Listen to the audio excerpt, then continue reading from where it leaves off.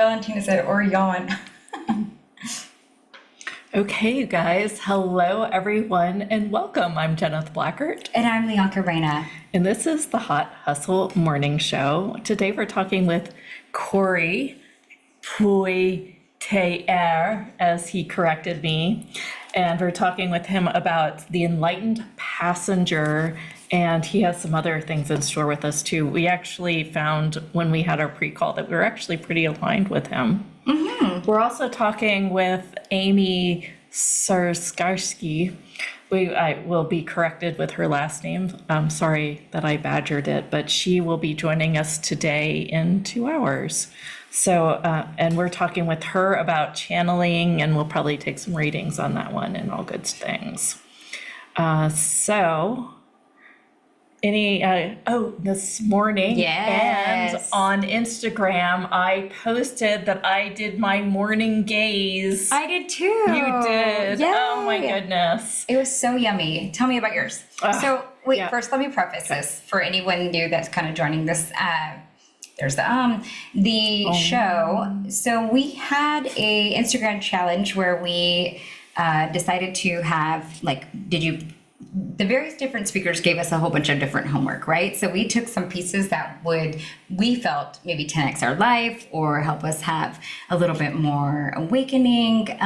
One of the things that there was on the show, Alyssa provided us with a morning DNA activation. I was given the homework from Ames Addison to do some timeline healing, especially around my womb healing. And then also things like removing clutter. So we challenged each other to do, and everyone in the audience and listening, to remove like 21 items from their house so that you can have more space and just really opening up for new. So I donated a whole bunch of stuff in. And then the other thing that we were doing was, there's a couple other two that we have in the challenge. Intimacy one? Oh, yes. Yeah. So being more intimate and just inviting more touch pleasure from Jane, our sexologist, more presence. And I know that there was another one that I was kind of like, oh, I should definitely bring that one in. But we will get that going. And so if you have anything to contribute, I know that somebody else was the one that came up with the idea for the Instagram challenge. We'll get you some prizes. Yeah. So Jenna, tell me about your morning and what you posted on Instagram. Well, so I got up at 6:30 this morning and just did a little yoga nidra first. Nice. And about 20 minutes later, I got up and I went out on the patio and I read Corey's book. I almost finished it. I think I'm on page 53. Yay. Of this little tiny, adorable, incredible, phenomenal book. Yeah. I mean, I felt like almost that this would be a book that I write because it's about riches. Uh-huh. And it's about riches and riches and riches and rich in life. And I really thought, and I also have an tattoo, which is in the book, which I thought, man, this book was written for me. I love that. I love that so much. But and it's a perfect book to hand out to everyone in first class. On planes, I like that. Yeah, absolutely. I think it's. I'm excited for the conversation in a few minutes. Sure. But I feel alive and awakened, and all my cells are alive because I asked for that. Yeah. And I took not just some Celtic salt, I also took some stuff with some DMT that I got from Rachel Arns. Nice. Or Jewel Arns. Yes. So, that was kind of one of the things that I have activated for the day. A little bit of DMT through my pineal gland or however it happens. Yes. So I did the same. I went out this morning and I did the sun gazing, and I did the like where I could see the sun, made the little rainbows, and I asked myself like to be in unison and to support, and what would be supportive for the show today. And then just was like, hey, can everyone join on? And it felt really yummy. And then just sitting there for a second, and then being able to hear the birds, and there were some like butterflies, and I was like, wow. And then I also did that with my bare feet, like so in the grass. And so I could just really get the earth kind of going and have that energy of grounding and resetting, connecting with Mother Gaia. And so I really had that moment, and I thought, this is great. And then I wondered if I was going to get bit by mosquitoes, but I didn't, because here in Texas they're really crazy. But it was really beautiful. It really was. I thought, golly, like how have I been missing starting my day like this? And I know it's not always easy to do and build in that time, but it was definitely worth it. Check the feed real quick. Yay. So anyway, thank you so much for participating with us, and we want to know what your journey is and what you have experienced as well. I do see Corey's on. Yep. Let me go ahead and bring him up, and we'll pin him and get the recording started for you guys. Here he is. But lovely that you are all on this journey with us. There he is. There, okay. Keep moving on me, man. Hi, Corey. How are you? Hello, hello. Hello. Hello. Can you Thank you for kind feedback on the book, can't by the hear way. you very well. Let's see. Is it any better now? Oh yeah, you do sound kind of quieter. How about now? No, well, I have mine turned up all the way. I can hear you enough, so we will just, we can just go with it if you, Let's see, give us a test before yeah, we just give us we a start the test, recording. and we'll start the recording. This is all live, y'all. Test. Yeah, we can go through it. Yeah, that's good. You want me to turn yours up all the way? No, then we'll hear each other and Yeah. not be able to deal. That's good. Okay. All right. How is the volume for everyone else? As long as it's good for the audience, then we're all good. If you want to write in on the chat, let us know. Yeah, and tell us where you're calling from. I just saw a Japan, so thanks and welcome. Thanks for joining us. Somebody just said, hello, Japan. Hey, I love it. Yeah, we've got a good group good. here. They're saying audio's okay, so Good. we're good. Awesome. All right, here we go.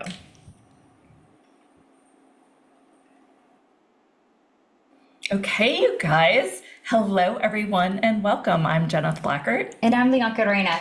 And this is the Hot Hustle Morning Show. Today we're talking with Corey Poirier, and I love the last name. I just love saying by the way. And he's written a new book, and we are also going to partner in some other ways later in the month. Once the book does come out, it's like still in the pre-launch phase, but we want to encourage you to get it now. It's called The Enlightened Passenger, and it is very enlightening. And it's simple and lighthearted, and you join Robert Stapleton on the plane, and you just sit next to him, and he kind of gets a little worried that he sat next to a monk for a minute, and then he cools off, and they have a really cool conversation. And I'll let Corey tell us more about it. And I would like to really dive into some of the rules in the book.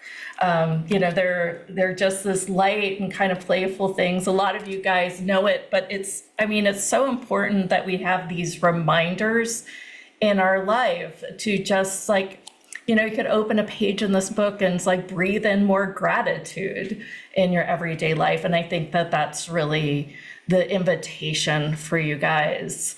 And inside, I felt like I was a part of the tribe because they may not have wrist ohms, but I have a wrist ohm, and it was my very, very first tattoo, and they noticed that they had that in common. So I thought that I really belonged the book belonged in my heart.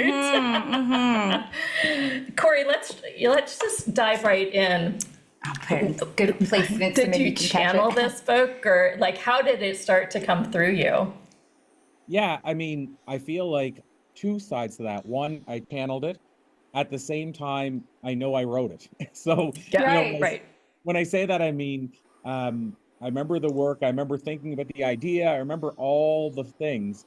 At the same time, it flowed as effortlessly as anything I've ever written.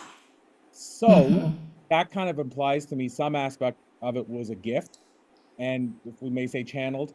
But because of the way I wrote it, I also feel I wrote it. And what I mean by that is it took me a year to, I won't say pen to paper, but fingers to computer, keyboard. But it took me a year to even start doing that. So I feel like if it was channeled completely or gift completely, it would have went to somebody else because I didn't do anything with it. And then I started, and we went away to a cottage for 2 weeks, and I wrote half the book. And then I stopped and I only tinkered with it like 2 or 3 pages at a time. And it took another year to write it. So it really was like a process. It was a project. It wasn't like, Sure. just here's the book. And because, I mean, if you've ever heard about the story about Sylvester Stallone writing the first Rocky, like he sat down one weekend after watching, I think it was a Muhammad Ali fight, and he sat down and in 70 some hours wrote the entire script for Rocky. So I feel that was channeled. Like he Right. didn't stop, he didn't sleep, he didn't eat, he said, like he just went. And Yeah. it's like a channeling experience. For me, 2 years feels like it's maybe the channeling side was that here's a gift, but it was like now you have to work to gift. So I guess that's I can say that. And what a beautiful work it is. It's, when we dove into it, it was one of those things like, wow. I mean, you receive it. And it's I thinner, expected a right? big book. Right. I was going to say it's thinner, but it goes so far in with exactly where you need to be. The story is riveting. It's fun. Yeah, it is fun. Yeah. It makes me want to read more. Oh, you should know that. Right? So I feel like there might be something coming through again. Because it's a lot of conversation, and conversations for me go pretty quick. I will say to your point about reading more is I don't share this often, so this is a bit of inside scoop, but I couldn't, like when you say it felt like there should be more, I couldn't stop because it felt like there should be more. And so a flight to England, to London, I actually wrote part two. And on the next flight I did to England again, a separate flight, I wrote part three. So there's actually other books coming, and it all is tied together. Like it picks up in a different place. I won't go into too much detail other than to say, because since you've read enough probably to know now, Trev talks about his wife, Gina. So the second book is more focused on Gina. Oh, wow. It's focused on their grandchildren. Neat. That's so exciting. So my heart's like beating fast. It's super, super cool. Let's dive into some of the lessons that Treb kind of enlightens Robert about. What of the lessons, what is one of your favorites? What would you say would be? Are they in order in your head, or how are you? Do y'all mind if I break it up for just a second? I wanted to also just kind of give a little bit of preface to, who you are, where your work comes from. Oh, yeah, we should and probably do that. we're like so excited about your book. We wanted to kind of give you a little bit of time to talk about some of the work and how you've gotten to, be this writer and, why you were inspired to do this. Yeah, give us some background. So yeah, I guess the background for me is that it's funny when I look at it and I look at all the rest of the stuff I've done, it's actually kind of a left field thing. So if you look at my quote unquote bio, it doesn't really honestly fit, is the best way I can say that. So I am a professional speaker for 20 some years. I launched a brand called Blue Talks 5 years ago, helping other people get on the stage, get their writing into the world, that type of thing. And so most of my focus has been around becoming an expert or helping other people become experts. So it seems like, how would this book even fit? Which is the part where I say it feels like it was a gift, because it is you're off into a left lane. Having said that, where I think it does fit is I'm a spiritual skeptic. And Robert, one of the two characters, they're both a part of me. Like I have me in both of them. And so I was a spiritual skeptic. And as you know from reading the beginning, Robert is a spiritual skeptic to begin with. Yeah. And so I feel like that part makes it relate to me. Actually, it's funny, I seen somebody put spiritual skeptic. I'll actually go one step further. I feel I'm a recovering spiritual skeptic.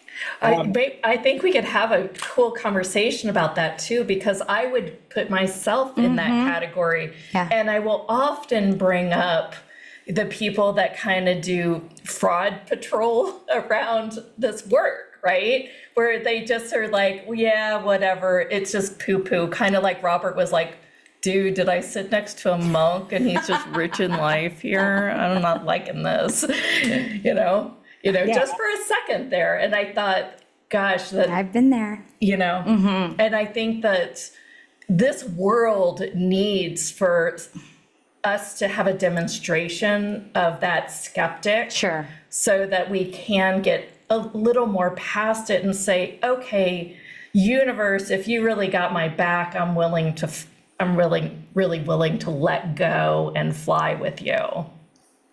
To that point, one of the people that kind of inspired me, I have another book that it'll take a while. I've been working on it, but it just hasn't fully called in yet. But it's called Spirituality for the Rest of Us. And it's basically what we just talked about. This is a weird sidebar, but there's a wrestler from the wrestling world named Diamond Dallas Page.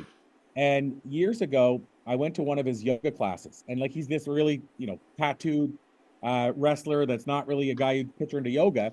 And so I went to this class in New York, and there were 100 wrestling fans, like the black wrestling shirt with Hulk Hogan on it and stuff. They're all there doing yoga. I've never witnessed that in my life before.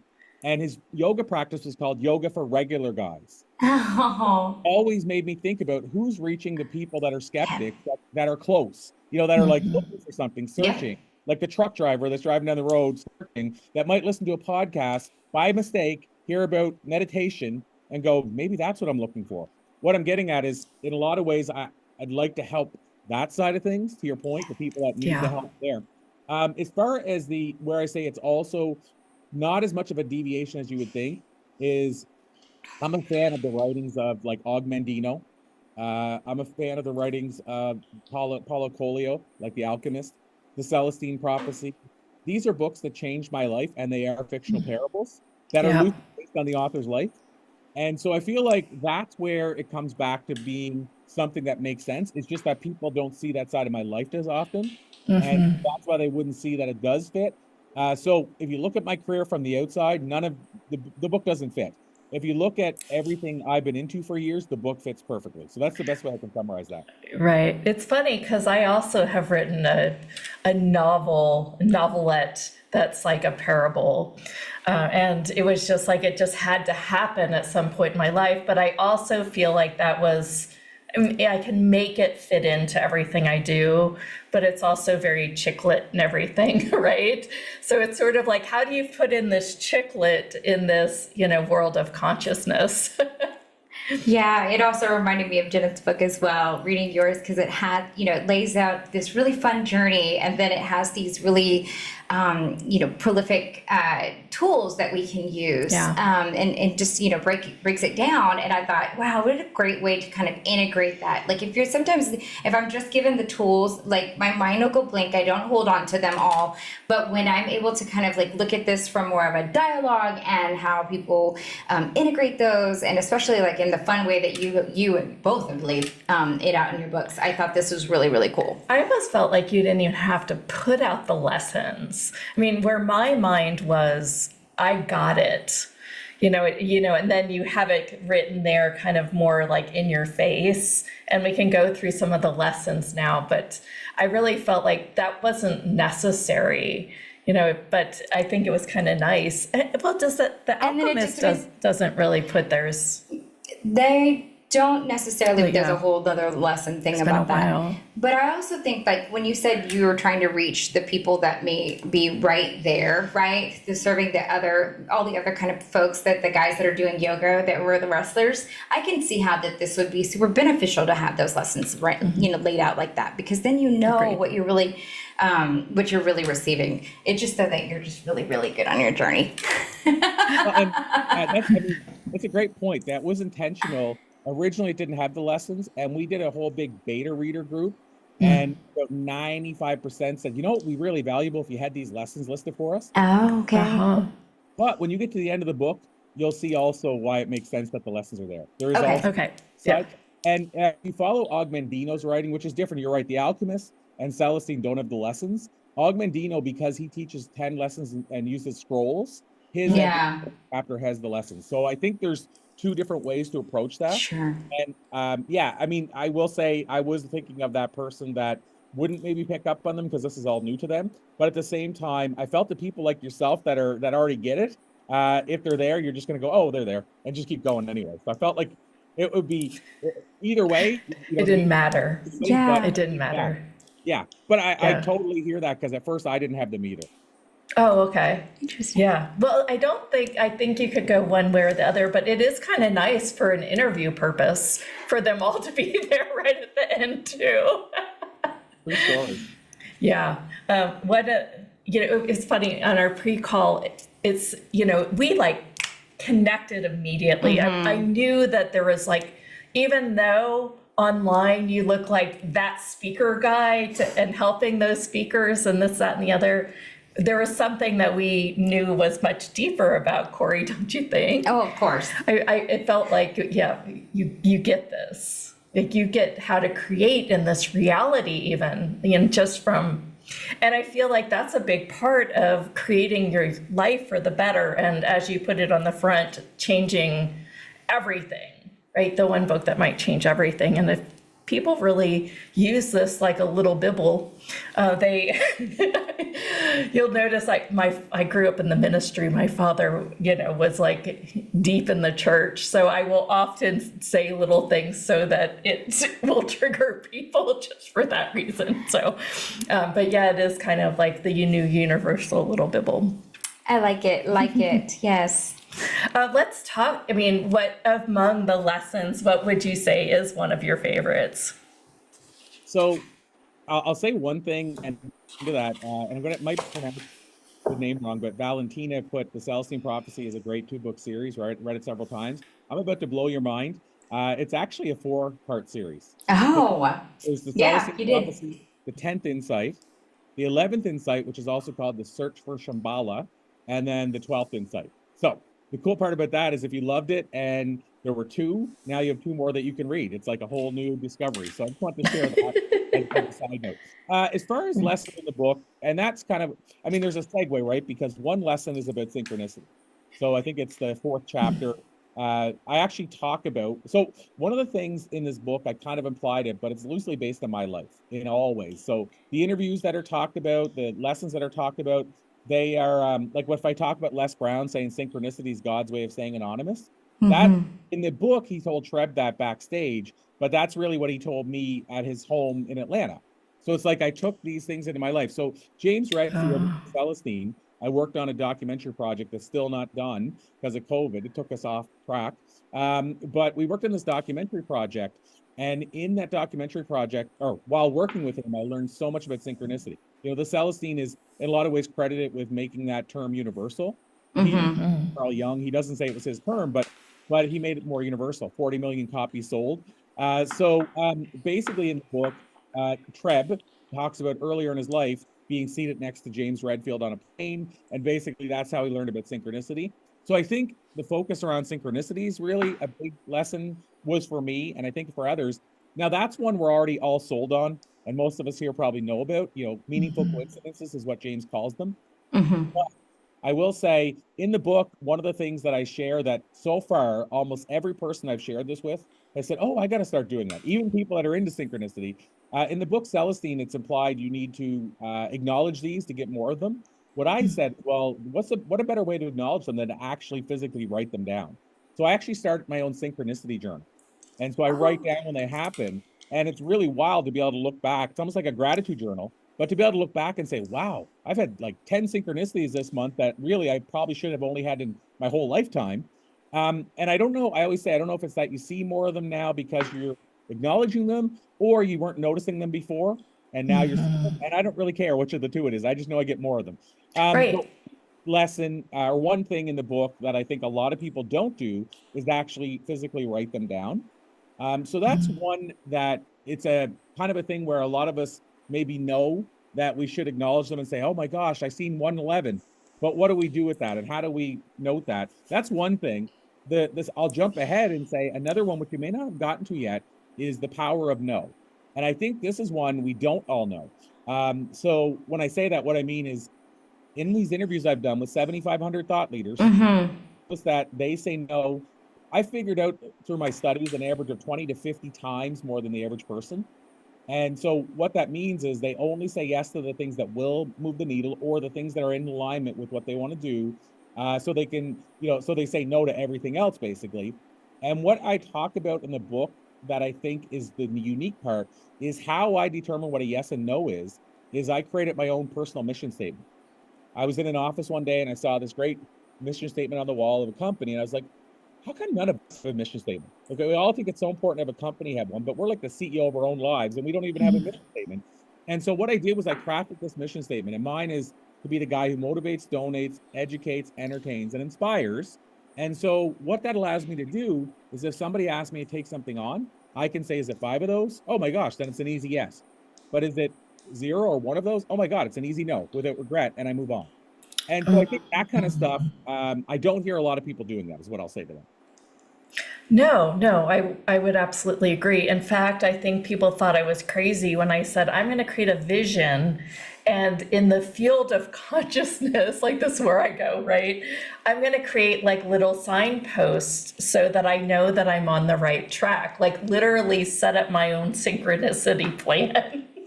And, and it even got to the point that whenever I see a circle or a triangle for this one, then I know that I'm on the right track. And we do it with the triple numbers all day long. We don't write them down, but we will text them to each other, don't we? Oh yeah, I've seen them on the back of a bus right after a meditation. I'm like, dude, you won't even believe this. Look at this. And I'm like, it's like right there big. Like I was like, like you can't avoid it. Whoa. But I think that I'm adding that to the list.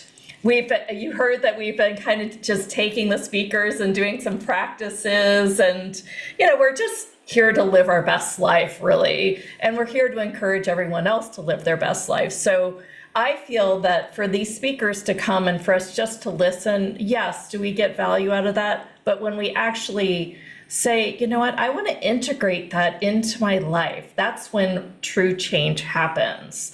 And I think with the synchronicity journal, I journal anyway. Yeah. I know that you do a gratitude all the time, but I think that this would be, do you probably put some of those synchronicities and say, I'm so grateful for this? And so what it does is exactly what you said. Now I can go back and I look. And so even if I'm having like a low day, sometimes I'll just film, because I noticed I do this. Mm-hmm. So I kind of thumb through and I read where I was at this time last year or midway at 6 months ago. And I start looking and I start reading, because sometimes I get really excited when I'm journaling and more stuff starts coming out. And all of a sudden I get this big smile on my face and I realize, oh my gosh, I really, really am experiencing this. And it's just a really deep reminder of all the different synchronicities, all the things that really made me feel grateful and how far I really have come in this journey.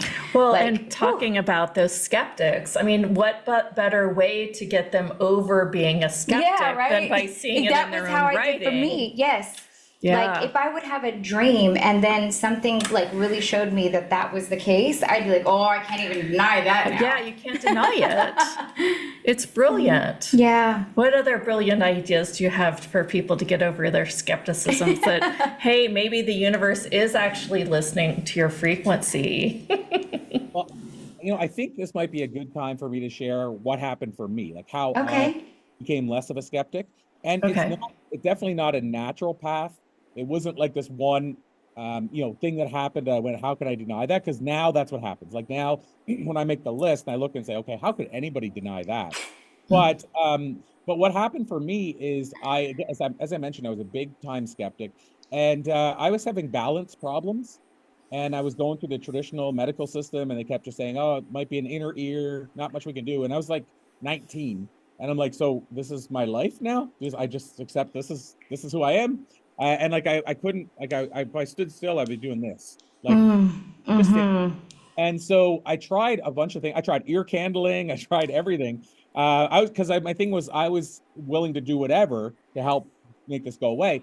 And somebody said, "Have you ever tried yoga?" I'd only even heard the name. And for me, even though yoga really, at the end of the day, ultimately when you're there, it just feels like exercise with breathing, and maybe you're not thinking about your day.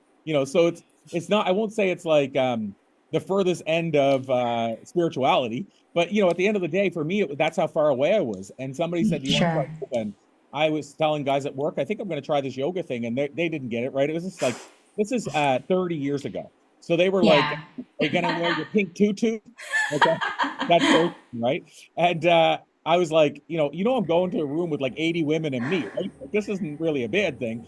But anyway, I didn't get it, and so I went to do yoga, and it was in this basement. It was terrible. Like it was like rug. We wonder how many people had sweated on this rug. It felt gross, and panel walls, and it was really low ceiling, and it was like the weirdest place ever to show up to do yoga. But I said, you know what? I'm committed because I got out this balance thing. And I did a yoga class, and the yoga itself was great because at the time I worked out, and I was like, this is tough workout. Like I didn't realize until I did it. But the end, when they did this thing called Shavasana, this last minute, and it was like meditating. And it was the first time I'd ever meditated, like just shut down my mind for a minute. And it felt like an eternity. It was like, and I felt so amazing. So I kept going back, I think for the 1 minute of Shavasana at the end. But what happened was about 3 months later, somebody said, how is a tree pose thing I learned? And I put my, one leg up onto the other, and then closed my eyes, and then put my arms up, and I didn't sway at all. Wow. Nice. I went from like this to with my eyes closed, arms in the air on one leg, and didn't sway at all. So yoga had, I'll say, fixed my balance issues, but also fixed my mind issues because I discovered meditation through yoga. So that was my kind of how I discovered yoga. But that's how Yeah. skeptic I was. I thought yoga was pseudoscience. And all it is Well, I was the same way in like the year 2000. I literally was going to yoga for fitness, and I'd be like at Shavasana, I'd be like, oops, I got to go back to work now. wow. Like, oh, well, for one, it was so uncomfortable. And I actually had a teacher come up and said, I get that you have to be back at work, and I'm going to do a Shavasana a few minutes early just for you. I'm like, shit. We're gonna get her some way. Your guys. And even in my book, I talked about, the dual self and dueling yourself. And that all came from Shavasana and yoga, because I was just like laying there fighting myself. Wow.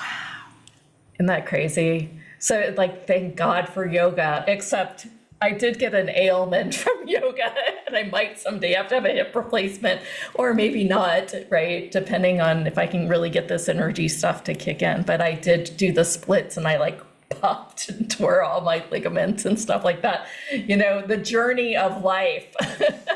Oh, wow. Yeah. So talk about the ego, right? I mean, my egoic mind thought the splits were, now's the time, I'm just going to force this through. Yeah, I feel like you and I are very much alike from that standpoint. I'm like, but look at the gratitude I have for yoga, because now I get to be with you two fine folks, right? I know that may never gotten there without it. That's so cool. And, kudos to you being a man doing it in a room full of women. And 30 years ago. Which is probably, fun, from a mental way, but it was also quite vulnerable, I'm sure, going into that first class, right? Yeah, well, the answer to that is yes. The only thing that probably made it even slightly a little easier is the fact that I was raised by a single mother. So, I was kind of in touch with my feminine energy as well. So I was comfortable. Like even now, I would say I have a lot of male friends, but I feel like I resonate more with female friends. I've always had more female friends along the journey, but that doesn't change the fact that walking in, among 80 women and you, and that's what it was back then. If you were lucky, there might have been one other guy in the room, but rarely there was. And you walked in, and it was, I hate to say it, but it was that like, what's going on? Why is there a guy here? Like, like, and I don't think they were saying like, Yeah. Like a wrongness. but just like almost like, oh, that's weird. Then whispering, you'd actually hear the whispering when I walked in. Interesting. Well, that was way back in the day where it was. I mean, now men are in it all the time, and there's no, and we just think it's cool, right? And but I don't know, 20, 30 years ago, it was quite a different thing. Yeah. Go ahead. What advice or what would you say to someone that, let's say you met the male or anyone that was a new, skeptic, right? Let's say you're talking and you were the person that was seated next to a person on the plane. What would be your, how do you open that up? Not necessarily on the plane, but like, how do you approach somebody that's, the spiritual skeptic, right? Like, well, I think for me, it's because I was there. I feel like it shines through in the sense that when I start the conversation, I talk about the struggles I had, with being open to what's possible. But what I also do, so now this is if I get into the conversation with them. sure. I would say, you know what, I totally get it, and I was the same way. And then I bring up examples that I think prove that so that we can actually, these examples will be stuff that show us that, okay, this is one I won't argue with, this is one I see regularly, this is one that makes sense. And so examples I might use are, if you get into an elevator, like you walk onto an elevator and you come in and there's a guy and a girl, doesn't matter if it's a guy and a girl, but let's just say it's a guy and a girl in the elevator, you can feel the energy if they are fighting or kissing. You can feel the energy. And most people go, yeah, you're right. Or you go to a party, or I want to say a party, but you go to someone's house and 5 people pick up the baby and the baby makes googly sounds, and then the 6th person does, and the baby starts crying and won't stop every time that person picks them up. So that could be a nervous energy or whatever you decide that is. Another example is in your yard. My mom used to have a dog that would let everybody in the yard except for this one guy. And so my mother, because she used to work with the slow pitch league, all men, and they all came to her house with like their licenses to prove their age and all that kind of stuff. This one guy, the dog would never let in, and she would say to him, well, I'll come out to your car. Because she said, if my dog doesn't want you in the house, I don't want you in the house. And there's a reason. But my point of this is that's the kind of thing even skeptics will say. As an example, they might use but this is a weird example. We have a tiny little Pomeranian. I don't think he can do much damage. His name is Lego. And we had people come over to work on our house. Like we had like 12 people coming in and out. Lego he barks at everybody at first to make sure you're good people. But once you pet him and talk to him, he's fine. This one person, he wouldn't settle down. He went nuts. We've never seen him like this. And the guy that was working there said to my wife's brother and nephew, I couldn't work with that dog here. That dog would drive me nuts. I'd throw him outside or something like that. And then the Matt, her nephew, said, well, I don't know, but he said he never barks like that when everybody else is here. I guess he doesn't like you for some reason. So Matt wouldn't know anything about spirituality, perhaps, but he knows that dog doesn't like your energy for some reason. So what I mean is that's how I would lean in, because we're talking the same language. He just says he doesn't like you. I'm saying, why doesn't he like him? Obviously, he sensed something off. Maybe it's a sense of smell, which is really the energy side. So that's how I get sold, is these things that I couldn't deny, that whatever I want to call them, they are happening. Like a baby can sense if you're scared of babies. Like we don't argue that stuff, even though we say energy isn't real. Well, what is it? It's energy. So that's the approach I would take, because I feel that's the stuff all skeptics can relate to, is that we might call it something else, but it is really what it is. Yeah, that's great. Yeah, I mean, even my mom and dad, when we'd go into my cousin Lotus's house, who was like, she's like ancient, right? She's like in her 90s or something.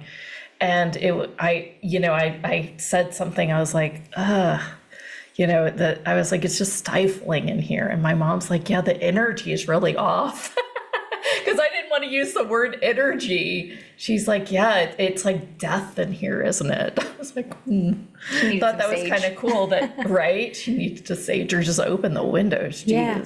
But that's true though, right? Like even that sense. Yeah, that sense, everyone gets that sense. And I think that is a way to lean in for sure. Yeah, great.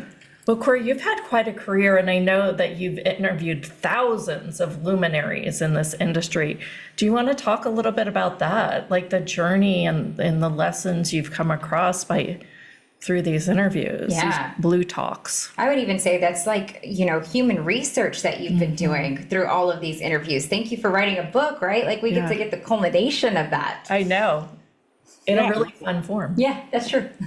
My pleasure. And yeah, to your point earlier, it's not even like you're learning the lessons, even though you are learning the lessons. But yeah, I tried to, for lack of a better way of saying it, I asked myself, what are the 10 things if I was in a room with my children for 24 hours and could only teach them 10 things before I go, what would they be? And so that's what the book really focuses on, the 10 lessons. And so much so that we took a couple out because they didn't feel like top 10. And so I do feel you get I'm going to say the biggest things I've learned during those interviews in the book. Having said that, first of all, the start of that process, I I don't know what I figured it out when I was younger that I was fascinated with interviewing people. In interviews by media, I've been called a modern day Napoleon Hill And so because I was thinking that's exactly what jumped in my head when when I thought about this. I was like, oh yeah, like what a great contribution, right? Okay, I'll stop. no, it's all good. And if you go back to his backstory, we actually are very similar. Like he started with a publication. I had a newspaper when I started. I think he's raised by a single mother, if I remember correctly, but there's a lot of synergies. But I became really fascinated by interviewing people, much like he did. And so I quest to keep interviewing people. But how it started is I had a newspaper myself. I was interviewing like 80 people a month. They were local entrepreneurs, might be like a one-person business, that small business. And then at some point I said, why don't I make a list of the people I would love to learn from? So I started recognizing that pre-podcasting really, that this is a blessing that we get to bring on the people that inspire us and interview the people that inspire us and ask them our own questions. Some of these people charge $50,000 for a 45-minute talk, and we get to ask them our favorite questions focused only on us for an hour for free. I mean, it felt wrong in some ways. But having said that, I made a list of the top 100, and these were really big names. And I actually went to people and said, as far as the top 100, I said, here's the list of people that I wanted to interview. And what do you think the odds are that I'm going to be able to interview these people? And so the numbers that people came back with, again, it was a top 100 list. And the biggest number anyone guessed was 23, that I would in my whole life interview those 23 of those 100. Well, I can tell you 3 years later, I'd interviewed 97. Nice. I'm kind of a pit bull, and I try to find a way in, whatever it takes. But having said that, that's kind of what started. So much like me. But that's what started it, because you asked, what did I learn? Well, one of the things I learned is if you don't ask, the answer is no. So Yes. I just kept asking and trying to find fascinating and unique and creative ways to ask. And then I can go into a few of the things that I've learned, but I'll ask you this. Would you like to know one of the ways that I asked that was creative that got the first interview that made it all start working? Yeah. Okay, because that kind of tells you how I did it. It tells you a bit of strategy if you want to interview big name thought leaders. So the strategy part. So I on my list I looked at it, and Jack Canfield was near the top. Jack, for those that don't know, is the co-creator of Chicken Soup for the Soul. Right. And it's kind of funny because the ask part, I see somebody put a comment about that, but Mark Victor Hansen, Jack's writing partner, him and his wife Crystal wrote the book Ask, about how if we don't ask, we don't get type thing. Anyway, with Jack, I tried to interview him. So I sent him an email. I still have it. I might frame it at some point because he was the first big get. And I tried to interview him, and I sent an email to his team, and they said his answer is probably going to be no because he's not working on anything right now. He's saying no 9 out of every 10 interviews. But I just kept going back every couple of months and saying, hey, has anything opened up? So finally I said, I got to put a strategy in place. I can't just keep going back to them. So I looked on Jack's website, and here's more of the strategy. I wanted to find out who was endorsing Jack, because I felt he would respect somebody who's probably endorsing him that he was willing to put on his website. So I found this guy named Dan Sullivan from a company called Strategic Coach. And Dan isn't as out there intentionally. He isn't as out there as Jack is.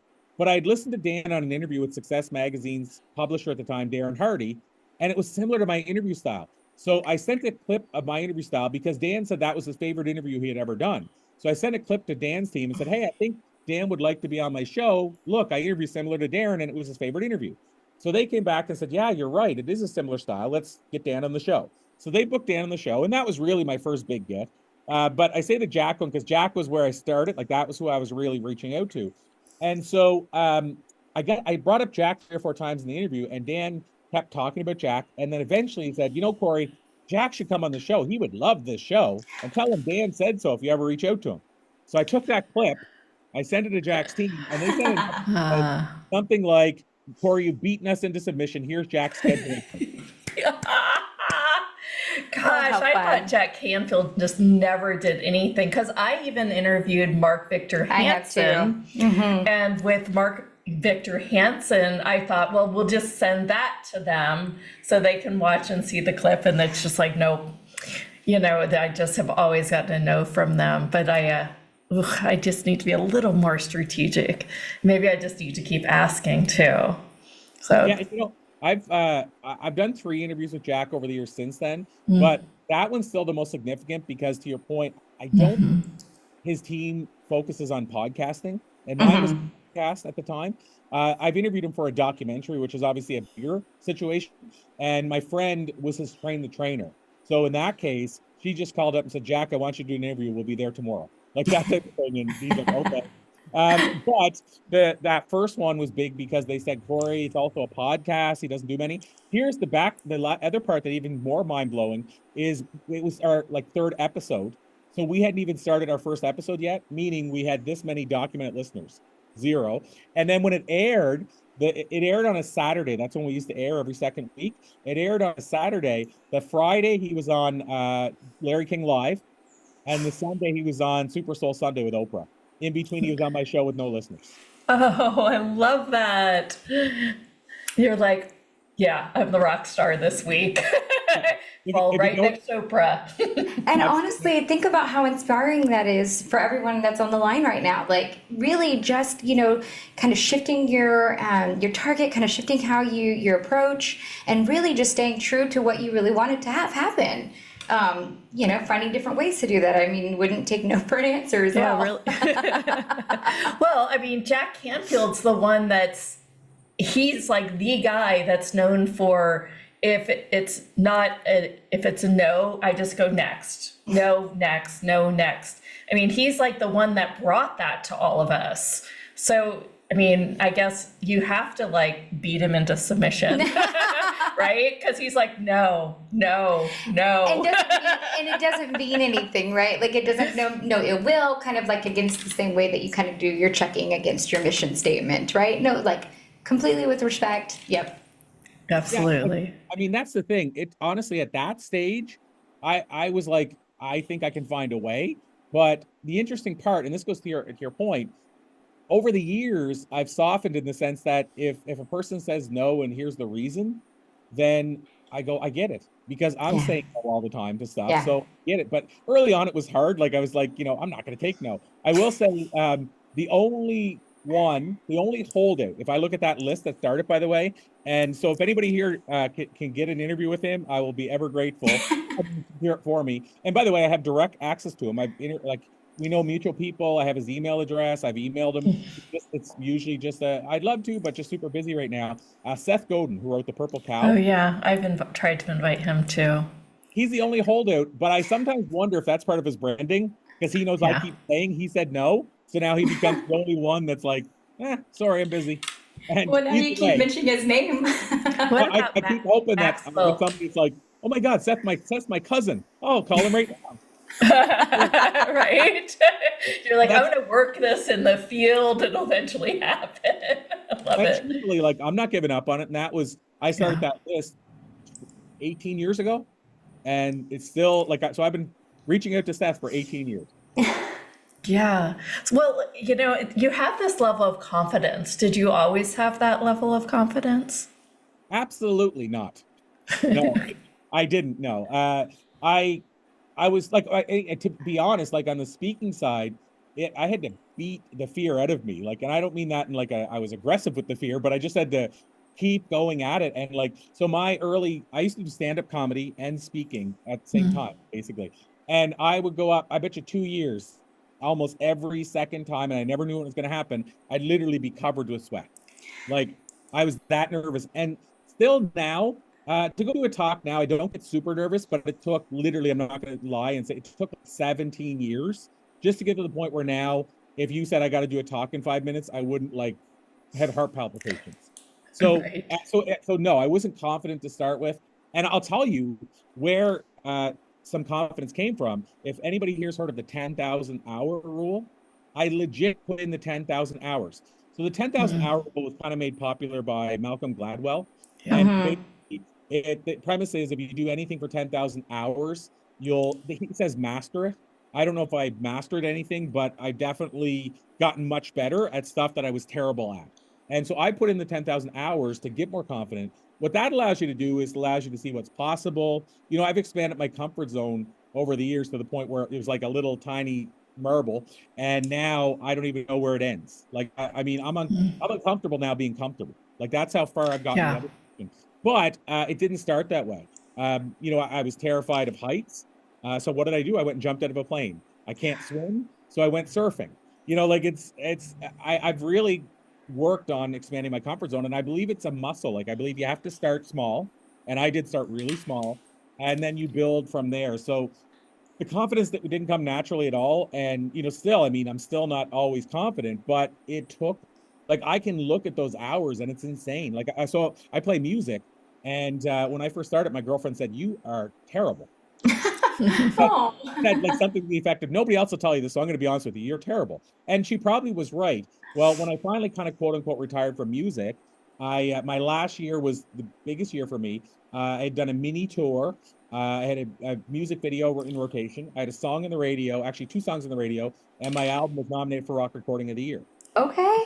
This is from the person that was literally legit terrible 10 years before, but I just kept going. I kept pushing. The only thing I was good at the time was songwriting. But at the end of the day, nothing happens until you have a song. So I could write the song, I could do all that stuff, but I was terrible. And I got to the point after 10 years that I could go out and feel confident that, you know what, I'm going to own this. Like I'm actually a decent, at this point, singer-songwriter or a decent musician. But it took 10 years to get there. So none of this stuff came naturally. And I will admit, I was probably terrible at all the things when I started. Yeah. Wow, that's super inspiring. I was so terrible at even being like, if a camera was on me in 2011, that I would like have stage fright. I mean, there didn't even need to be anyone behind it. Like the camera was just like on, Wow. right? And I didn't have to publish it or anything. But as soon as the camera light would go on, I got stage fright. I'd be like, hello? Is there anybody in there? Are you going to judge me? I've been there too, by the way. Right, yeah. I think a lot of people are, and I think it's conversations like this that go, okay, they're like, well, they were willing to try and take action around this. Maybe I can too. And that's why I like having these conversations about where were you back then, right? So I love these conversations. I know this is a great one too. One of the rules I loved in your book was actually the last one. And I wanted to just bring it into the conversation. And it's about staying open to the wonders of life.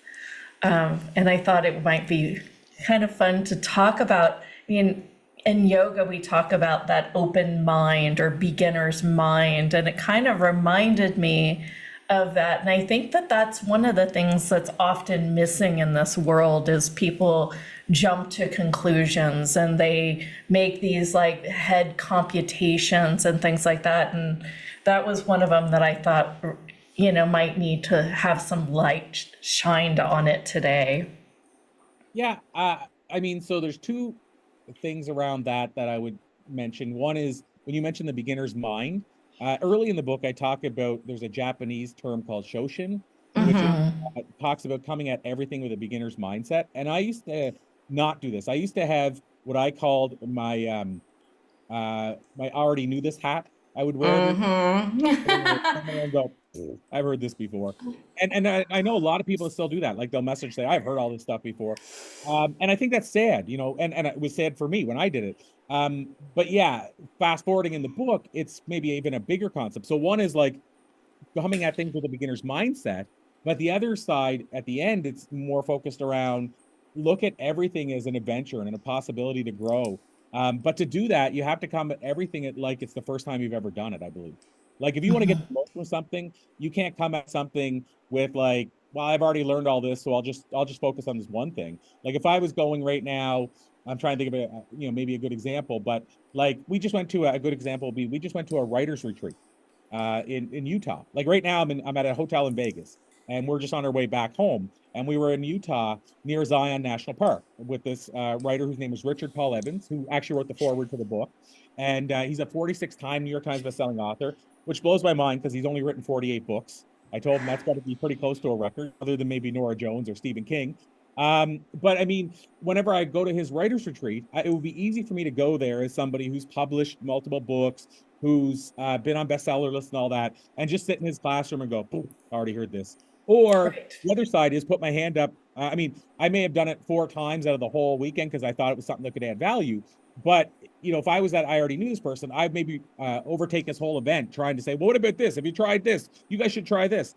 And what I'm saying is I go to an event like that saying, this is a guy who's accomplished more than on the book side than I might ever accomplish, or at least it's going to take me a lot of years to reach that. He's 30 years in. And so what can I learn from Richard?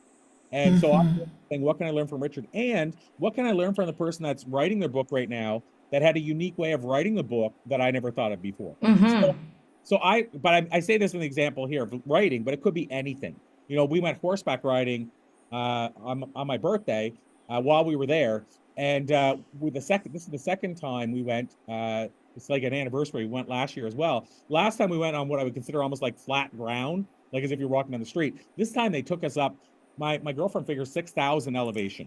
Like, wow. By the way, I'm scared of heights. I mentioned that earlier. Yes. And so you're on a horse, and the trail is like this big, and you're looking down. And so basically, this is kind of crazy to say this, but if that horse misses one step, I'm dead. Yeah.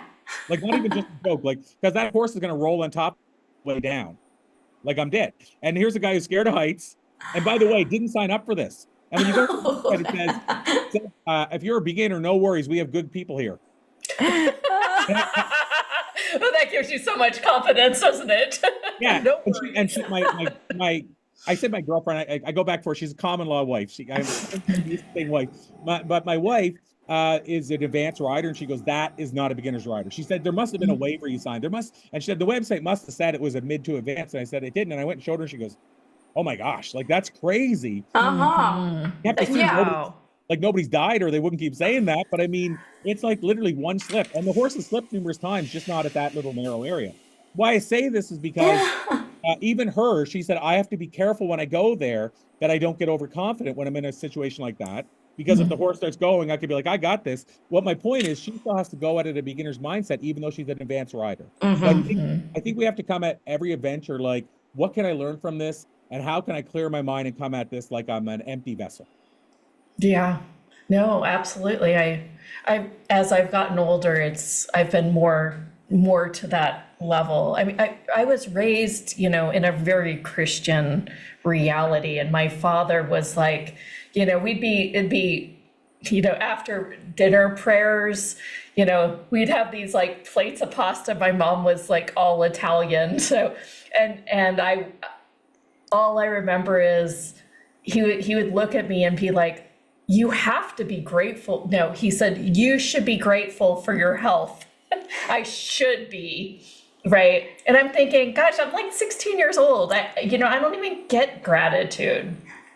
And I feel that when people use that word most of my life, I just was like, I've heard this. God, what is gratitude, right? And I feel like I've really driven into my life finally, like, even just acknowledging myself is gratitude, and just, and as you see it and you're like, ooh, I'm grateful that I have this life, this reality. I mean, it just like keeps filling up like love in your heart, and it bubbles over, and it's just such a delicious frequency. And I feel that I, all my life, kept hearing this lesson of gratitude. And I just was like, whatever, I've heard that. I know that. So I wouldn't actually become it. And I feel, I mean, that's just one simple example, right? Now, there's so many synchronicity and journaling. It's like, I've heard synchronicity. I play with synchronicity. I play with signs, but you've just taken it to the next level for me. And now I've got homework to do. Well, and I'll use this example. So I did my coaching practice probably over about 12 years ago. And of course, everyone was kind of doing The Secret and a lot of vision board.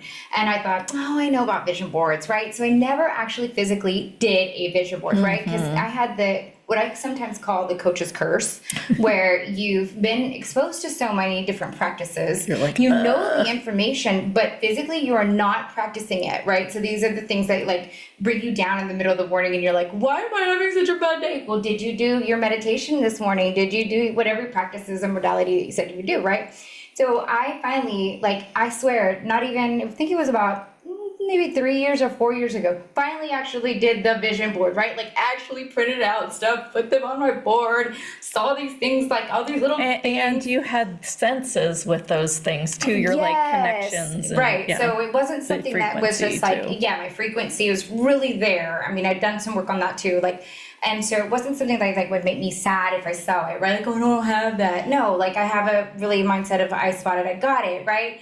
Or something better. I always say or greater or something better. But when I finally did that vision board, lo and behold, I did have all those things happen. I was like, oh, really? I could have had this so much sooner. But I was just falling into that. I didn't, I was kind of just not approaching this from a, new eyes, if you will. I was kind of like, oh, I got that. Right. No, I don't. Apparently I didn't, because. I should add on to that we've done vision boards and we're overdue right now.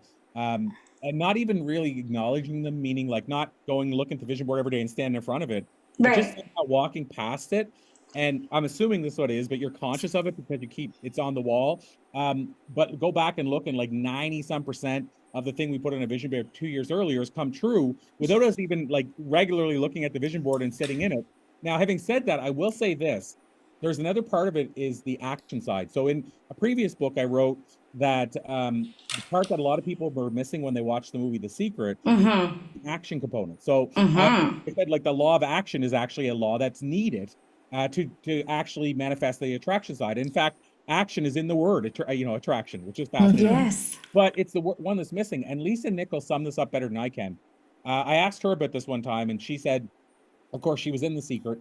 And she said, for 2 years after, I had to go do talks about the action part because the Secret only had so much time. So it focused on the attraction, but a lot of people would think, okay, I just have to wish and think about having a motorbike with a ribbon outside. I'm going to walk downstairs tomorrow. It's going to be there. And she said, this is what it's like. She said, if you had the best vision board man or woman could create on your wall beside you in your living room, and you sat down and watched TV for a year with the vision board beside you, she said, at the end of the year, probably what you're going to have is a lump in the couch. And that's it, because you haven't gotten up to take action. Now, to my point about the stuff that's come true on the vision board, I'm willing to bet if we looked at that year, we took a lot of massive action without realizing it. So for example, I'm in book launch mode now, but at the time I had getting on a bestseller list on the vision board. Well, I was promoting it. I was doing launches and stuff. It wasn't just I sat down and somebody said, good news, the book you've never talked about yet is on the bestseller list. So I do believe a lot of people miss the action, but I think even if you don't look at the board, it doesn't mean that it's not subconsciously, because our subconscious mind knows more, that we're not picking it up all the time and that we're not taking the right action that helps that become possible. So I just don't want people to think just put the vision board in the wall and everything happens. Well, I think that what Lisa's really talking about is resistance. Why would you put something and take the effort to actually put a vision board together and say, I'm going to create this, and not actually take any steps to actually create it or even be guided towards it? I just, you have to be deep steeped in I can't create or something to resist it so dynamically that you would totally not take any action towards it. That's just kind of, does that make sense? Yeah, I feel it does. And I will say, I mean, and so for me, so yes, I mean, if you believe in this and this is what you really want, then I think you probably will or should be taking action toward it. Having said that, and this brings up a good point, because Valentina put in the comments that vision boards have never really, and I shouldn't assume, but I think Valentina's a lady. So I'll just say, you know, had never had anything happen on the vision board. Figured she was too big for her britches, did the actions, but nothing happened for me. I would say, and I would go to this point, and I think this goes back to what we were talking about. Sure. Maybe, just maybe, the something better could have happened, or maybe, just maybe, something different happened. And this is the part where I think we struggle sometimes with manifestation, or something better. Maybe what you want isn't the something better. And so what I'm getting at is that I might put a vision board up and say, I'm just talking out loud, I want this certain job, let's just say. And then I put it up and this is the job I think I want and I don't get it. And then I have a friend that gets a similar job in the similar field, while I'm still, you know, saying, why didn't I get this job? But I got this other job that I love. And then I find out that the person's doing that. They start telling me about the job and I'm like, oh my God, I would have hated that. Yeah. Yes. So the better could be also, I'll say it this way, it could be or something different. I Meaning say it can't be flexible. So like, you might have had 10 things that came true that weren't on that vision board that were better than what you wanted. It might be just because you think you want it doesn't mean it's what you need. You know, the Rolling Or Stone, different. yeah, That's what she said. That's what he said. Are different. For me, the word greater or something greater, for me, that's like greater that meets me with my higher timeline. So I guess that's why I use that word instead. But like, I can see how that frequency is there, right? So yeah. Well, I recently heard a story of this woman that was like deep in poverty, and she kept like, you know, doing these practices and these meditations, going in the field and, you know, working this vision. And she would like wait 3 weeks and she'd be like, nothing is happening. And the advice was just keep going.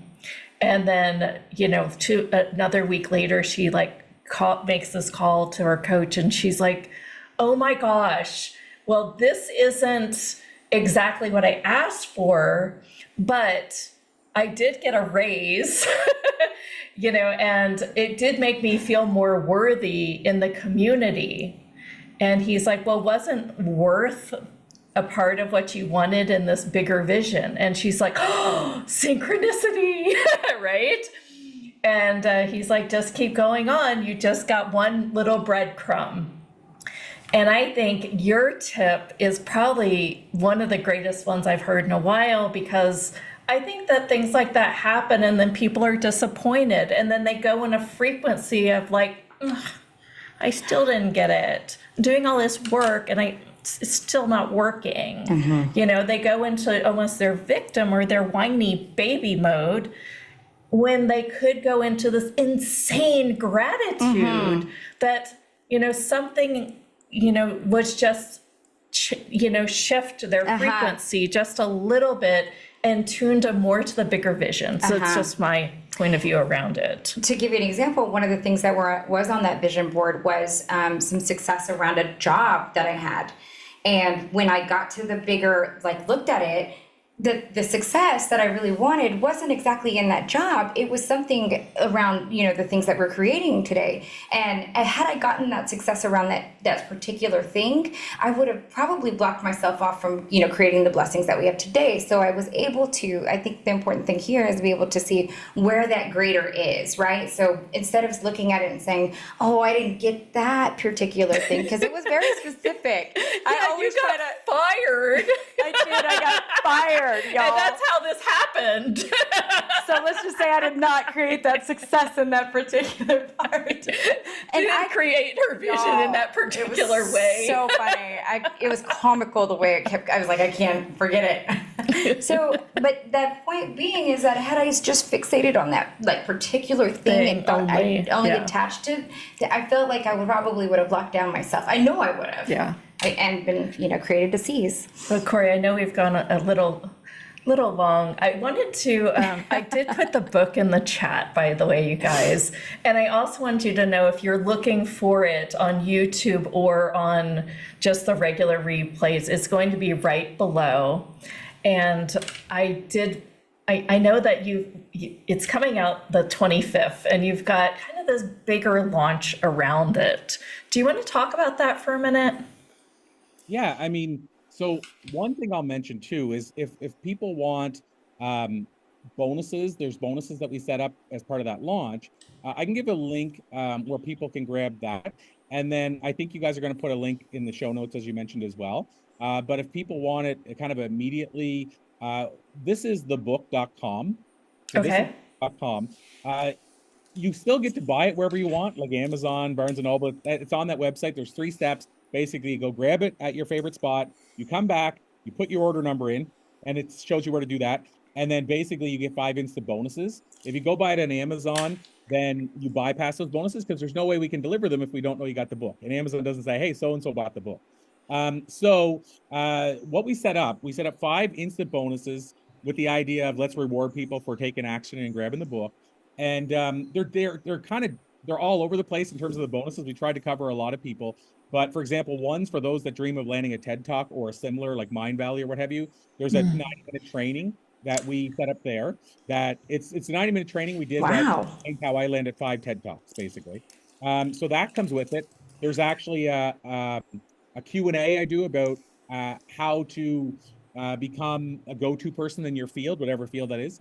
There's a book about learning how to get paid to speak. And those 3 would be kind of more for the expert people that want to go down that path.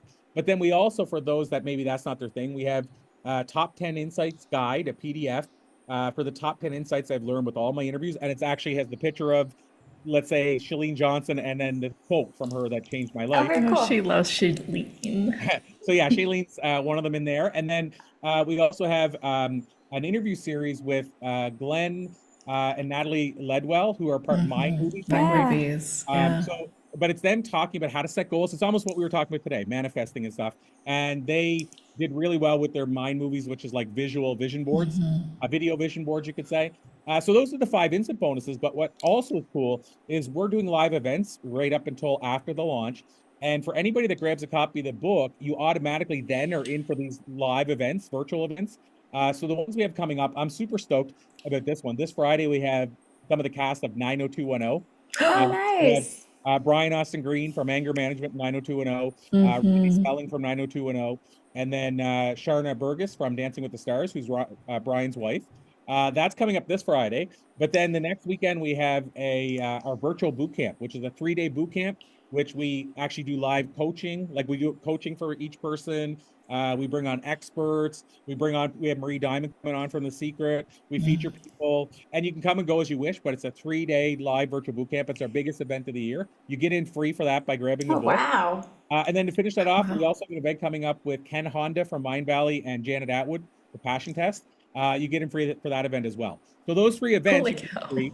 You also get replays of past ones we did, and we did one recently with James Redfield from Celestine and John Gray, Men Are From Mars. And then we did one this past week with Mark Victor Hansen and Richard Paul Evans from his ranch. So you basically get access to all of that, plus those 5 bonuses. And if you go on Amazon, sadly, none of those things, because we don't know you went there. But so yeah, you go on to thisisthebook.com, go to your favorite retailer. I see. Okay. Sorry. Then I should take out the link. The link is being removed. Okay.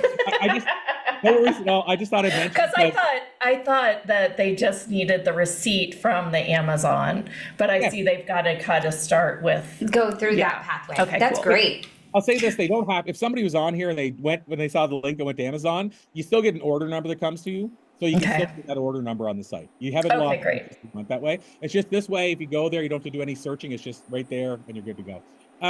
So having said that, that's the bonus side of it. But ultimately, yeah, as far as the launch, the goal is obviously to impact lives.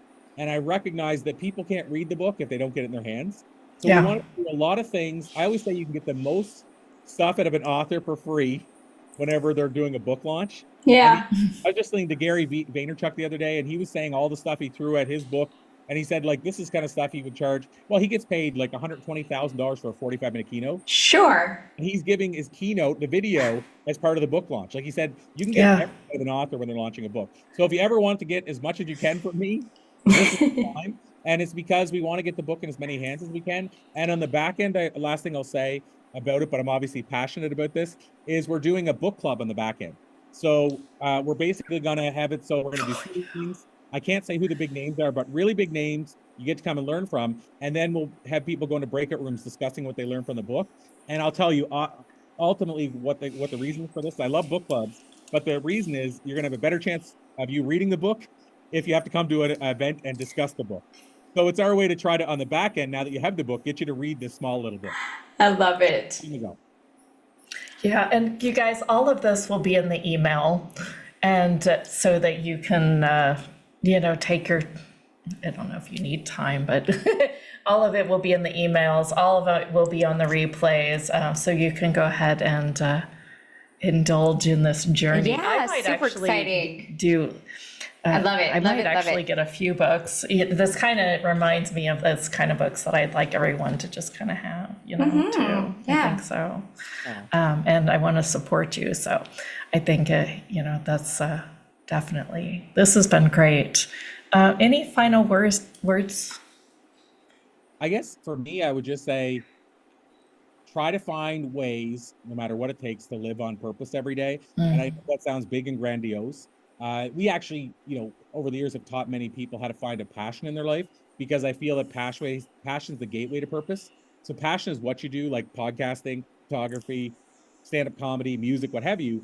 Purpose is why you're actually doing it. What's the reason? And so I would say it might seem like a journey to find your passion and then your purpose, but nothing has been more important in my entire life than doing that. And I can't describe it unless you feel purpose in your life. I can't describe the feeling, but all I can say is I'm like that kid that likes Christmas, that stumbles down the stairs every day when they wake up to start a new day. Like, I'm like that kid, but for me, Christmas is waking up every day to get to do what I do all over again. And so I guess it's a big grandiose statement, but whatever it takes for you to find your purpose, I'm just going to say it's worth it, because it changes everything. So again, the takeaway from that is, if you can, find a way in your life to live on purpose. Yeah. And if they don't know what their purpose is, how would you say would be their best way of finding it?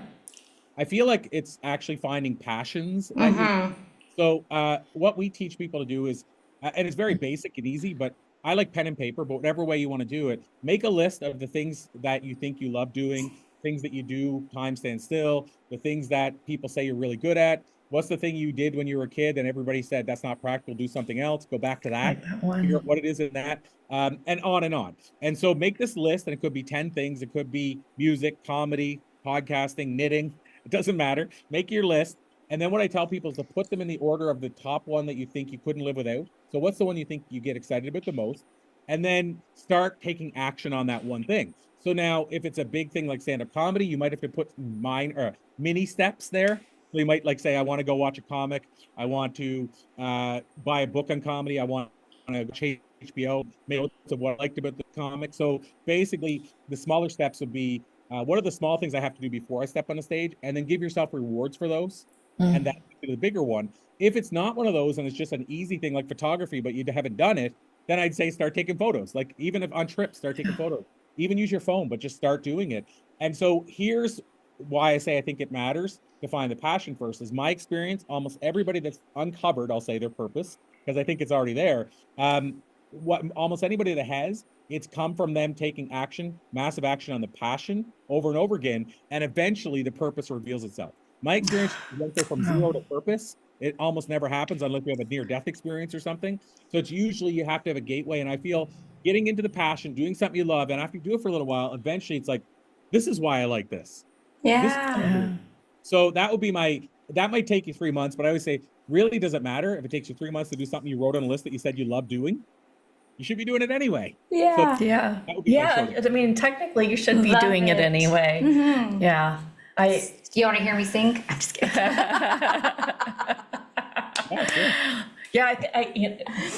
She can belt out a song. She should have been a singer, but she decided she just wanted a mic in front of her face instead. That's really cute. Thank you. Thank you Corey. so much, Corey. Gosh, My so gosh, fun. that was such a good conversation. And you guys, the book is so fun, and it's just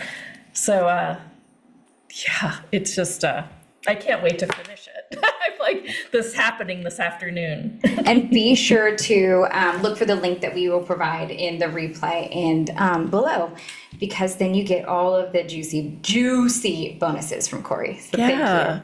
And join us in creating your synchronicity journal with us. Yeah. Awesome. And don't forget to tell me what you think of the book when you're at the end, because those surprises to come. So let me know. And you know what? And even we're sending an email out for you in a couple weeks when the book does launch. And I think I'm probably going to put a whole little paragraph and a review in there for you too. So I'll send that along as well. Awesome. So thank you. Been absolutely phenomenal. Thank you. Till next time. Yes. Thank you, Corey. Bye. Thanks, everybody. All right. Let me. Second. Where's the record button? I need to stop the recording. Where is the record button? There it is. Okay. I try not to just like yap along.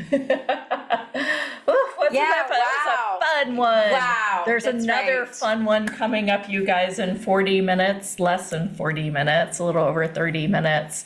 And Holly, let's talk about some of our insights from that conversation. Oh, Anita said that was a fabulous time. Yay! Yeah. So excited. No thumbs down. That's my thumb. Sorry about that, you guys. Too cute. Your thumb is down. No, I just put it up here whenever I put my thumb up. We'll heart vomit instead. There we go. All right. So feel full. Yes. Mm-hmm. Yeah. I mean, really. Yeah. What are some of those takeaways? Let me just go through some of the lessons, you guys, just so that number one is embrace the power of synchronicity, which we talked a lot about today. Number two is enjoy the journey. Number three is make a no mantra. Sorry. You could probably make a new one too, though.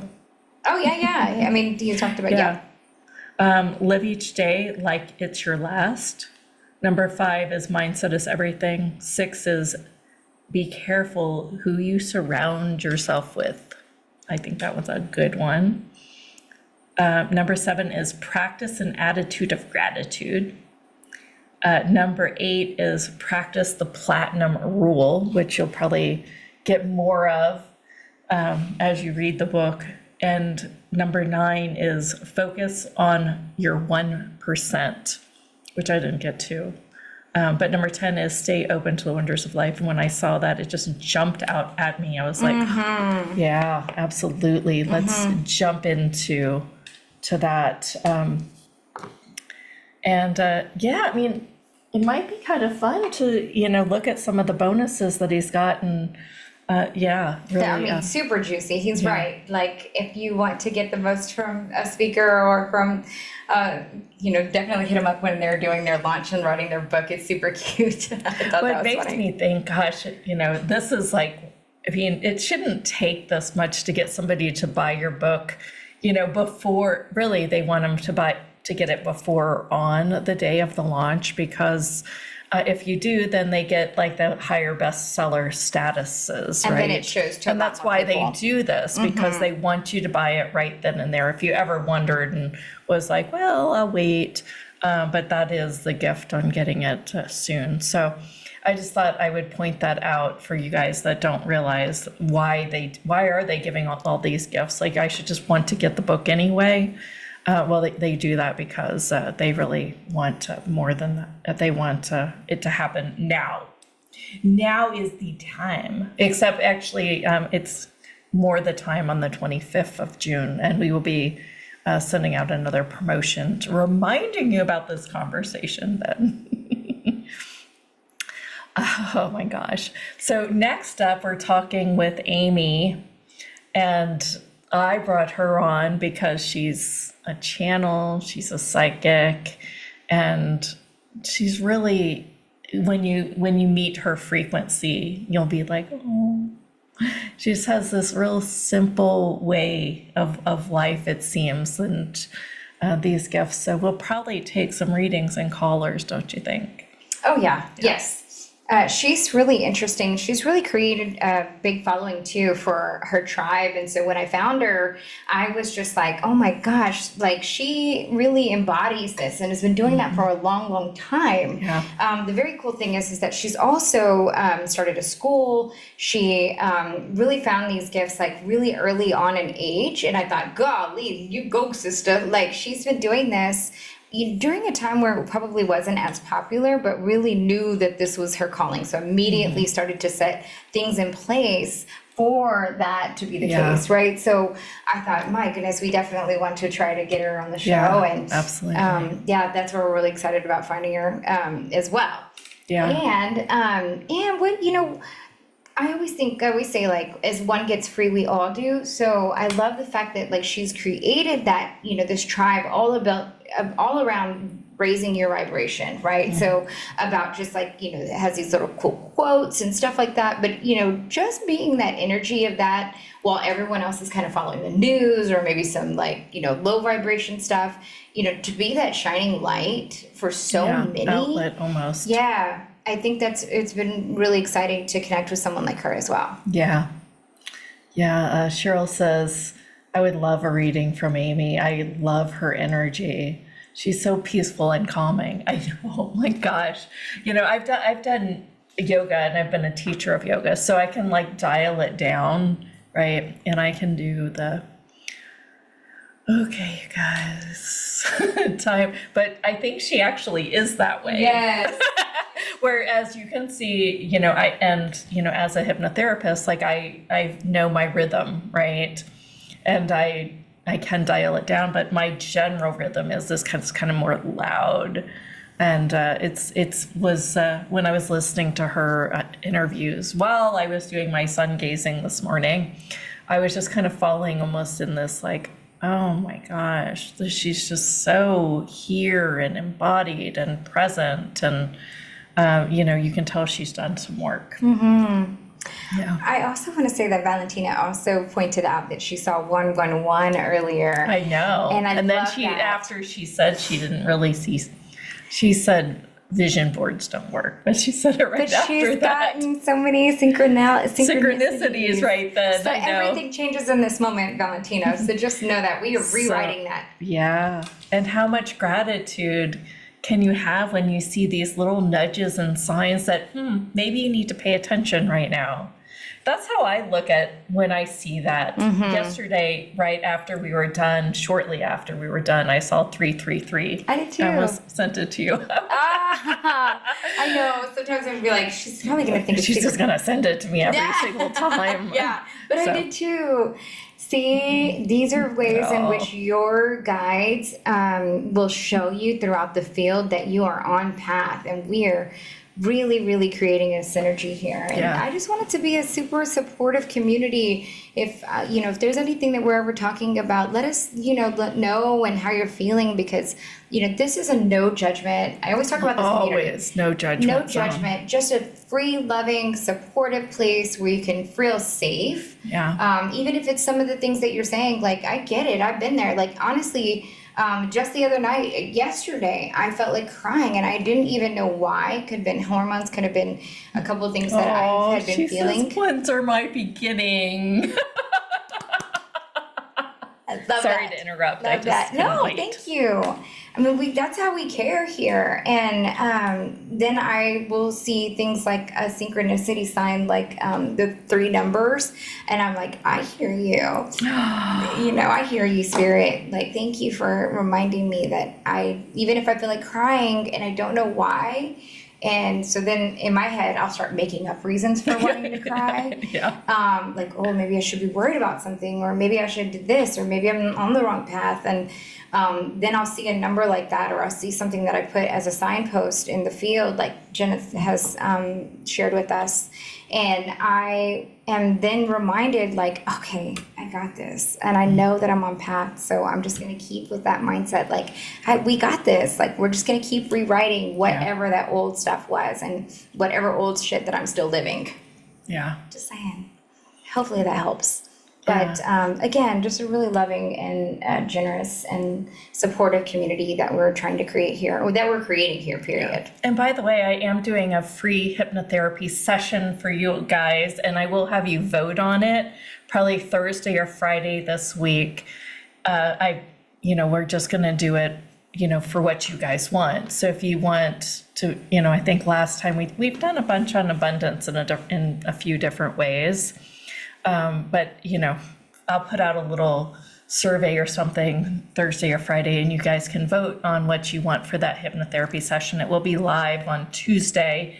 Leonka's going to Vegas right after this event, so I will be hosting all on my own again. And so we're just going to do something special. It's going to be very different. I just remind you, show up on time that day, because I go also underground and I don't really admit people throughout the whole thing. Plus, who wants a hypnotherapy session when you're miss the first 10 minutes of it? So I will remind you, put that out. So thanks for bringing that up, Valentina, because I wouldn't have thought about even reminding you guys until you brought that up. Oh, and Valentina, you know what? You just said something, and it's a contribution to me because I've been making kind of this tongue-in-cheek merch with my triple angel numbers. We made a 777 hoodie that said, "Lucky you," because, sevens are lucky. And I didn't want to make them too significant. So I think 111 is going to say something to the tune of, "It's just the beginning." So, or 111's my beginning. 444 is my favorites. Yeah.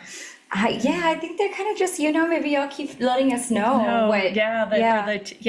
We'll let the audience you get to be the creator. Make the merch. That'd be fun. Yeah, it has this little ghost on it, and I've been calling it our mystic monster. So that's still evolving. More will come.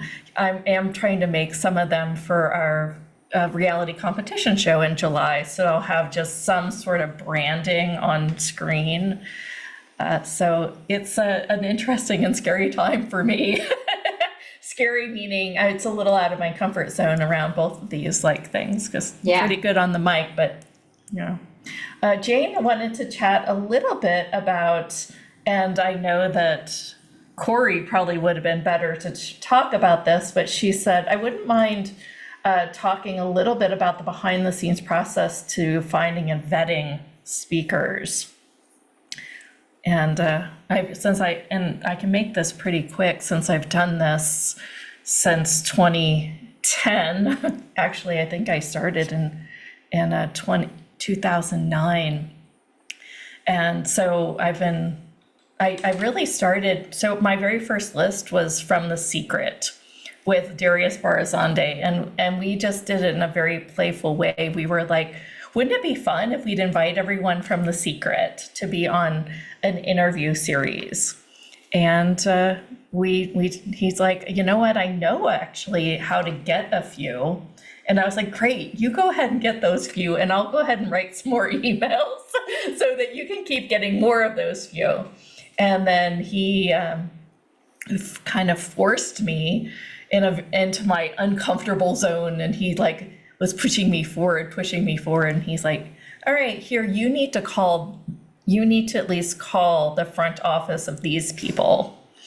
And I did, and I was shaking in my shoes, by the way. And I have to say, one of the things that came up back then was, why would they be on my show? Why me? And I think that it's really important for us first, if you're starting a show, if you're bringing people on to interview or what have you, first you've got to kind of cultivate.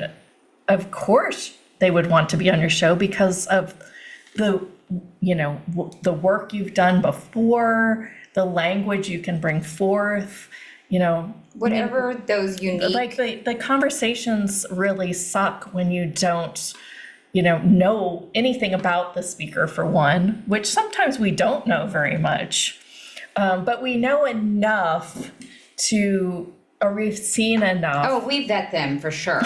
Yeah, we've seen enough to go, okay, this person can speak well to the topic, and and they can move this conversation forward, I think would be number two.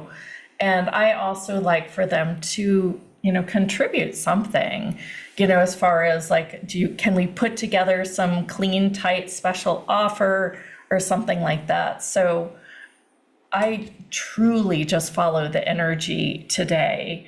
Before I always wanted the big names. And now I'm actually finding some of the better conversations are the ones that don't really have the name.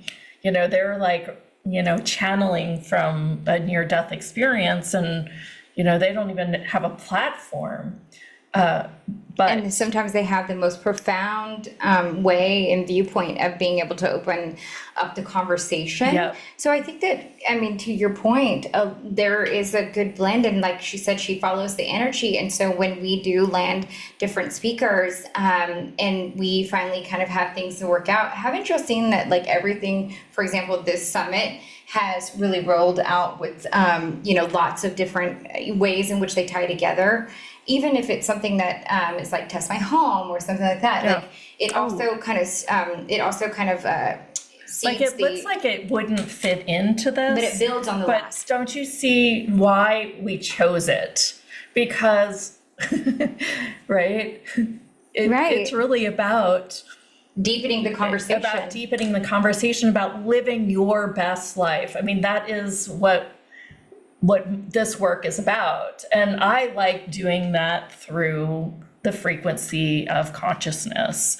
So that's kind of my ad. Do you see how this show, and if you're thinking about a show, I'm assuming because that's why you asked the question, Jane, you see how like this is a very different conversation because of who we are as individuals. And that's why people will want to be on your show them how you're different and how the conversation would be different. And we even do that through our emails that we reach out with. There's very specific language in there saying, these are kind of the depths of the conversation. And we also have some of the people that we've had on before. So I hope that helped a little bit. Yeah, a little bit of proof of concept. And even if you don't have that yet, or you don't feel like you do, just pull from maybe even your resume, right? Like, early on, I was, saying that I worked in radio and television, maybe not in this exact facet, right? But I definitely know how to do marketing, and I know how to, create a platform. Also. So those are different other ways in which I pulled from my own resume and from some of my own unique gifts in order to facilitate a good interview. Yeah. Yeah. And just, follow the energy. Yeah. Follow the synchronicity. Sure. Right? Because even in these conversations, we follow the synchronicity. We don't know what we're going to talk about. And then you ask a question, and then we have something to talk about. I love the talk show. Yeah, Joe says that, well, the big names don't necessarily ring my bell. In fact, I even have a little resistant to them now because I have interviewed so many of them. And it's almost like there's a lot of the same conversations. It's just like there's no true energetic depth to them. And that doesn't mean that they don't have depth, but their spiel doesn't have depth sometimes. Sorry, I will shush now. So, she's making a cringe face as I say it. She's like, dude, Jeneth, you just said that on camera. Look, I'm gonna summarize what she's saying. So, gosh, okay. So there was a lot of vetting that we do. And also, like, Jeneth has been on her journey for a long time. So she's looking for things that like excite her are sometimes these deeper conversations that have maybe new information to unfold. However, we always say on this show, the contribution that is to be had is when there's, we are all at different points in our journey. So while something may not be like super like profound for like maybe someone like Jeneth, it is super profound for someone like, when I was first on my journey, like for me to have jumped all the way to where she is and had, you know, joining into this world, I needed an entry point, or I needed some, you know, some of these bigger concepts that some of the bigger names have so beautifully put forth into our world. So I think that's kind of like where we kind of have that, you know, what's true for you, and what's, you know, if something is true for you, it'll feel light. If something's not, it'll feel heavy, and you can just leave it by the wayside. And then don't come to those conversations. Yeah. That's why we have so much diversity. Them if they're that heavy. So funny. I love her. But you know, we do this because we, and we're playing here, but we do this because we really want for people to just get free and find what is your truth. And that is done through diversity and too. Oftentimes it's these simple things. Yeah. I mean, gratitude. Talked about that in the last conversation. We could talk about that in every single conversation until you finally like just fall in love with your lunch, right? Fall in love with your toothpaste. And I mean, because I feel like that has been my journey when I switched over from toxic products to non-toxic products that I was putting in my mouth even. And now have this great toothpaste that has no fluoride that I really like. And I got one with a little fluoride because if your teeth get sensitive, you need a little fluoride, by the way. And, you know, and I love it. I'm just like, oh, I love my toothpaste. I have so much gratitude for this journey of like finding non-toxic things. I mean, but that's also a part of me, and that's a part of where I've followed the energy to make a greater life for myself. So sorry if I put my foot in my mouth, I will take it out now. We no judgment, right? We're loving community here. No, it's never like that. We really Foot are removed. but you know, I think that I like to support the audience. I mean, that this is, you guys are, you know, the ones that I'm here for. And from the conversations we've had thus far, I really think that it is often about the depth that we can take no matter what. So somebody put a good comment in here earlier that I wanted to read. It was let's see. Oh, how sweet. Why wouldn't they want to be on your show? They just don't know it yet. What's in the space. Thank you. There was something about, there's been a whole being support, not just magical woo. I love my woo magic for sure. Yes, exactly. There's been a whole being support, not just magical woo. And that is exactly why we have these different concepts and speakers that we are presenting here. And again, it's just, free resource for you that we're going to continue to do. And we get to put out these different viewpoints. And so, I mean, there's stuff that I receive now that it would have been a stretch for me. And if I wouldn't have jumped on that stretch, then I wouldn't be here today, learning near you about what toothpaste to switch out. And shampoo. I'm getting there. Herbal essence. That's right. See? Yep, you can get it at HEB. And it's like one of the best, and it's not that expensive. I mean, I guess when I thought, now do I have to use a clay shampoo and it's going to be gross in my hair and stuff? Yeah, herbal essence is pretty common and everywhere. Yeah, cool. Yeah, I was happy to find that. Okay, let's get ready for Amy. What do you think we need to do to get ready for Amy? Because I feel like she's going to rock our world entirely. Yes, so let's do a clearing about everything that this summit is or isn't. You want to lead us in that? Yeah, why don't you? Whew. Yeah, I think now my energy is all over the place. You feel that? So do you want me to guide it? Do you want to guide do you it? mind? Okay. All right, go ahead and. Let's see, isn't that pretty? Imagine a big sun above your head. And all the rays are coming down through your body. And as they come from above, out, and around you, they're collecting all the parts and pieces that you've left behind. They're collecting all the noise and frequencies and dissipating the things that you no longer need.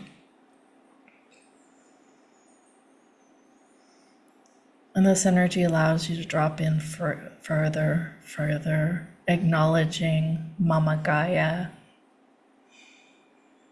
and all the elementals that can contribute to you so that you can be here, be present, and take in the new frequency that Amy's going to bring.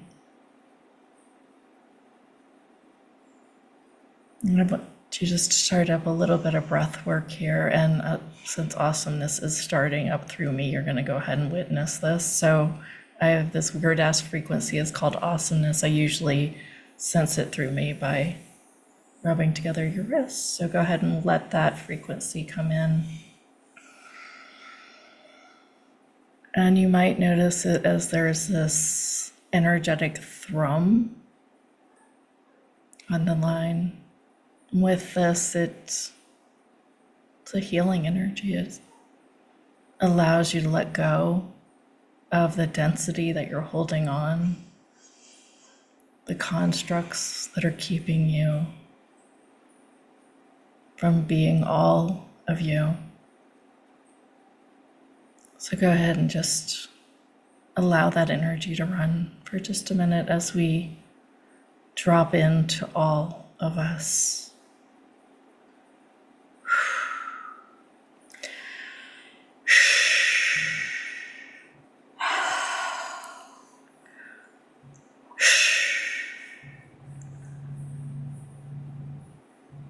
How much can you let go right now? How much can you let those energies disperse and drop?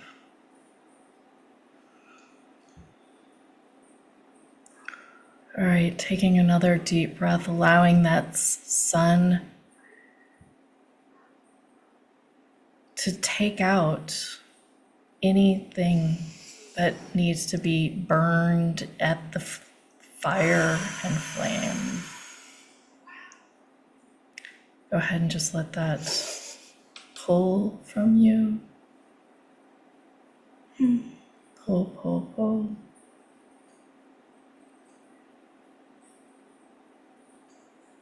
And we'll keep this awesomeness going for a little bit longer while we keep talking. Oh, gosh.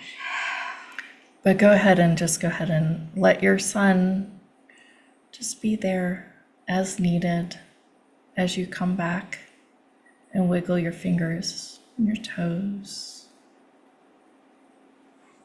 knowing that you have this guiding light. And now you can be more present. For whatever reason, this awesomeness,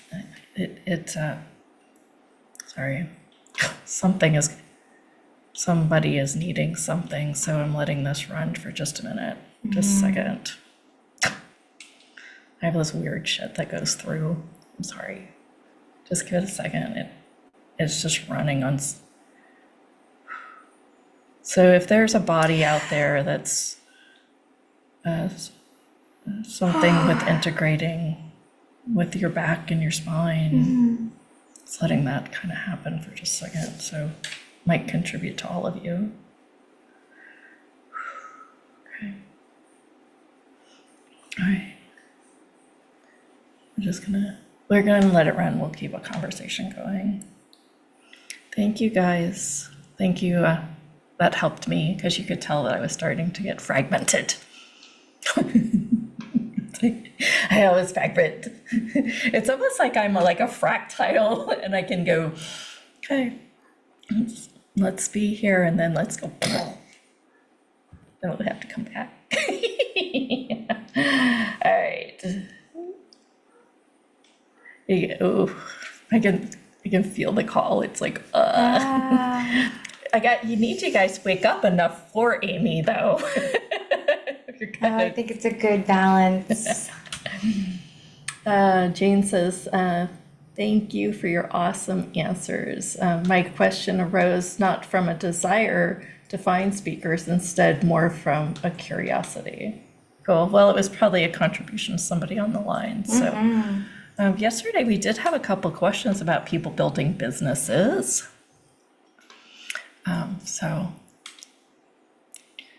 Thank you for your questions. We're always happy to answer those too. Yeah. I mean, that's Yeah, just a fundamentally our reminder, the background. lounge will start right as soon as Amy ends. I did send you guys a link for the line yesterday. So make sure that if you are on the call, look for that specific line, because you do have to type in your passcode today. If you guys do want to join the lounge, you know, we're starting in 1 hour. It's kind of a private, very small group coaching and facilitation with Leonka and I. And it's really just about helping you create your best life, for lack of a better word. And we do it with kind of these woo frequencies. You can find the lounge. I'm going to put the link in the chat real quick. And we're running a really, really crazy, amazing special. We just want to make it irresistible for you just to try and choose it. It's just $7 for the first 14 days. Yeah. And that's going to change after this event. So if you wanted to hop on, there'll be some reminders early next week, and then that'll be your last chance to try it out at that cost. And then the price freezes just a little, and just incrementally raising it. And of course, if you just lock it for in, incentive. and if you lock it in, then you will stay at your base rate. Right. And I want, today we've got some fun conversations that I can't wait for you guys to go in. Want everybody to take a breath here. Yeah. Maybe hold an intention. And everything that this summit is or isn't, everything that you feel that you should be or aren't, everything that we are or aren't, we just join and create all that, please. Thank you. And just allow ourselves to come in And with meet it an with the beginner's mind. with the beginner's mind. I love that. All right, so Amy's going to come on in just a couple minutes. Thank you guys for being present and allowing me to run this. I love it. this It's moment. juicy. Yeah, it's good. You almost didn't see me knock over my microphone again. I said I'm getting yawny now. one of the jokes that I was going to run another contest to find out who can figure out how many times I almost knock over my mic in this series. I think so much to 5. I feel like I've gotten better about it finally. I'm not going to make the story, but I am traditionally been pretty clumsy. Oh, so I might as well just have fun with it.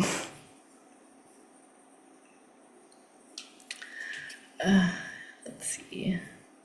Any other questions on the line, you guys? That just happy to be flowing some awesomeness through your bones, especially there's spine. Something's going on in somebody's spine. So let's that just kind of.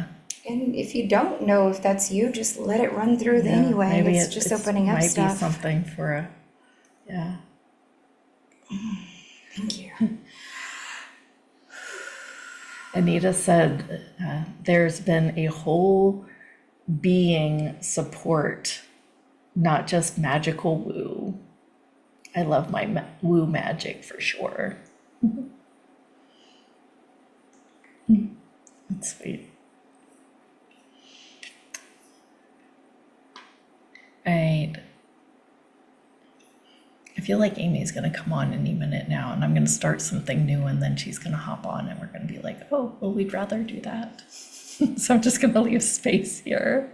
I know, or she's going to be, why are we so quiet? She doesn't know we have fun here. I think it's so interesting how you can do one little, Isn't that activation. cool? That was like 5 minutes or less, and the whole line is just settled into this. I mean, that's, Isn't that what's cool about the work? yeah, I think it's, well, and I also notice when speakers or something will come and do an activation, I can snap into it a little bit faster than I used to. And I don't know if that's like this time on this planet or if that's the evolution. Oh, good you know. question. Because it does seem like I can even get the whole audience to snap in when we do it that fast. So While we're holding, I wanted to read maybe just a little something that for today, if we've got the space, let's see. do you want to message her? Just make sure. I was looking, Okay. so, and I probably won't bother her or give her the benefit of the doubt here in just a second, so.